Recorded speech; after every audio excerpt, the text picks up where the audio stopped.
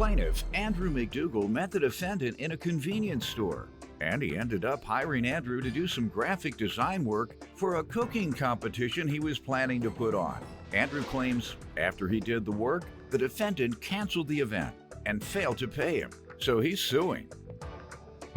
Defendant Jonathan Cinto says when he met Andrew, he recognized Jonathan from the TV show Master Chef. Jonathan admits that he hired Andrew, but insists he only agreed to pay him based on the sponsors Andrew brought in. But since the event was canceled, there were no sponsors, so he doesn't owe Andrew anything. Start with you. All right, well, I first met Jonathan at a convenience store. I was talking about graphic design, and he chimed into the conversation, and we began talking that it was his interest too. We exchanged phone numbers and email.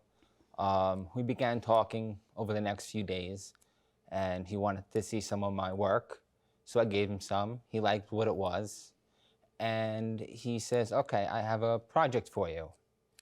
But, you know, it turns out that he wasn't the nice guy I thought he was. What was the project? The project was a sponsor kit and a vendor kit for an event that failed to happen. Mm-hmm. And what was the agreement? The agreement was 10% of the sponsors I brought in, also for the work I did for the sponsor kit for $400. That was the upfront agreement? Yes. That was not. All right, let me hear from you, sir.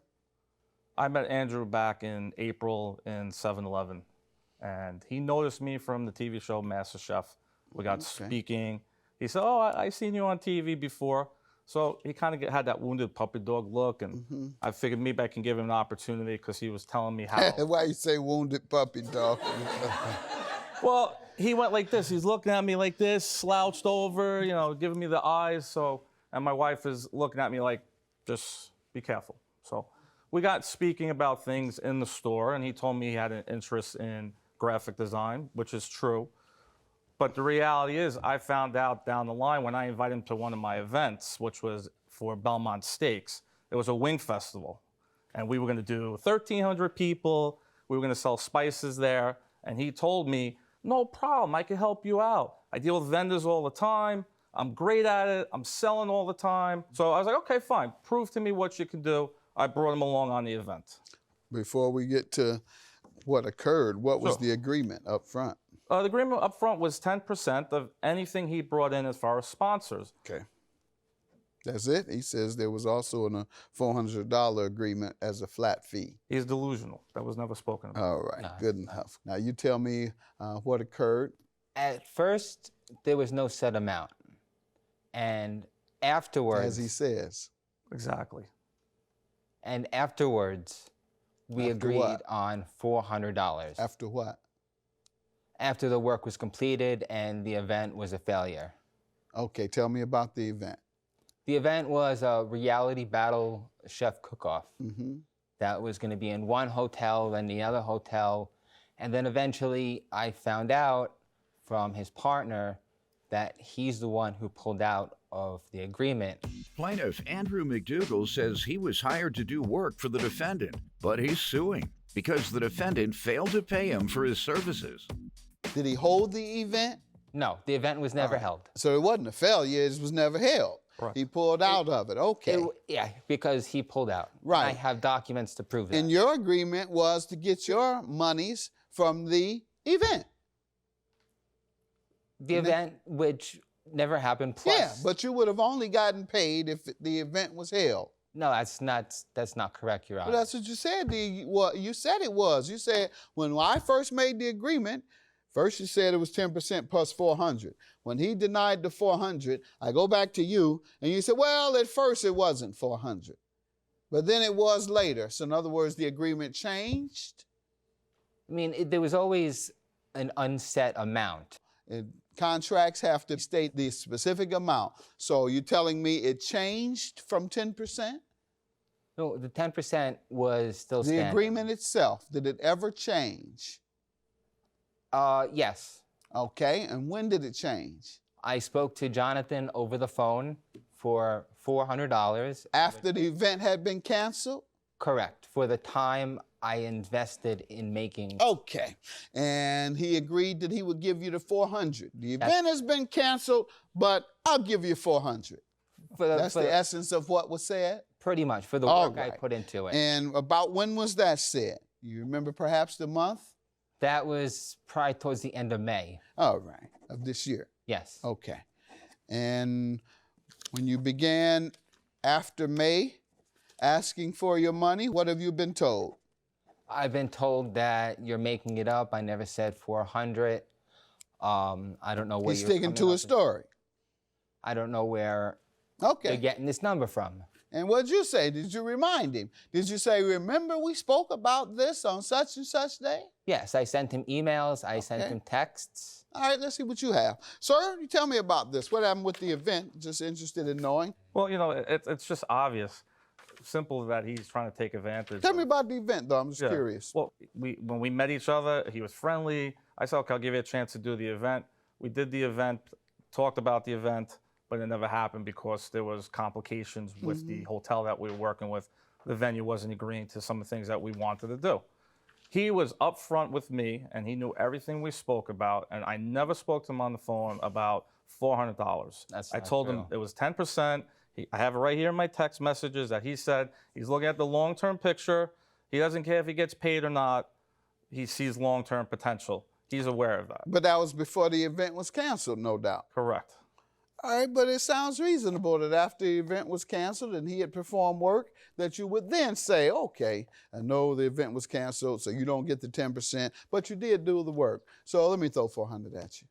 That didn't happen? That did not happen. The agreement was 10% of sponsors brought in to the event. I know that. I'm saying a subsequent agreement. And do you have anything prior to May where you can show me a discussion? Not prior to May, but I do have a sworn affidavit from his ex-partner of a conversation that... After May, after the event had been canceled? Correct. This Let's see it. From July 2nd, that I would be paid $400 plus the 10%. All right, so I'm looking at the first one I see that appears to be relevant that you've highlighted is on June 7th, after he canceled in May. I'm not home. This is you to him. But I need to talk to you about the sponsor and vendor kit. I spent 40 plus hours on it. And the money from that was in my plan to pay my bills and my mom back. He says, I know how much time you put in. Keep in mind, I made nothing so far also. Then he also says, but as I told you, you will get 10% from any sponsors you bring in. You say, we talked on the phone and you said, how's 400 sound? This is you. That's fine, it's a deal. You're referring to a conversation you all had previously had? Yes. He says, no, I never quoted $400 for the sponsor kit. He also said, we agreed on 10% of anything brought in. He is insisting that there's nothing indicating, sir, that he had ever agreed to the 400. He's insisting that he didn't. And this is a private conversation between two people, which is very reliable. But it means that somebody is not remembering correctly. That's essentially what this says. Exactly. Plaintiff Andrew McDougall says he was hired to do work for the defendant, but he's suing because the defendant failed to pay him for his services. And this is from you, Andrew, Wednesday, July, to Jonathan. Jonathan, would you like to settle before we go to small claims court? I'm sorry to come to this, but that night we talked. You said you worked what, 40 hours on this? I knew it was a lot more, but I just agreed and said, sure. And you said, does 400 sound fair? Then he says, I will agree to 250 and we won't have to go to court. But this is an agreement for a settlement. This isn't him saying, you never told me you'd give 400. I still haven't heard him. Your Honor, his ultimatum was to try to pull money out of me because now he's trying to settle a number that he made up fictitiously out of nowhere. There's no proof of hours he worked. There's no proof of where he got that money from. He remembers a conversation regarding 400. You don't remember that conversation. So there was no meeting of the minds. There was no agreement on that as I'm hearing today. If one person think it happened and the other one didn't, or I have to choose who to believe. if I'm not sure whether one person is being honest with their memory. So now what do you have to say before I conclude on who has convinced me? That he says that to keep track of my hours. If you look in the texts, he says, I know how many hours you worked on it. So there's a lie right there. But What's the lie? saying that to keep track of my hours and, how many hours did you work? Show me where it said keep track of the hours. He You told you to keep track of the hours? Yes, you have it with you. All right, show me that. That's for future projects I stated in the, I don't know. that's what it says.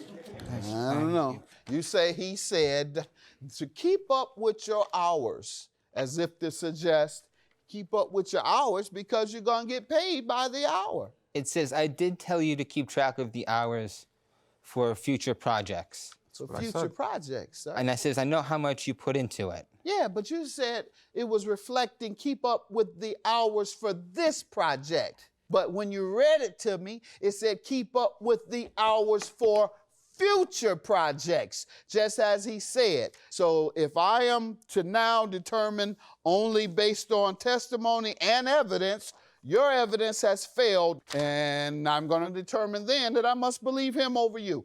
And your claim is dismissed. Have a good day.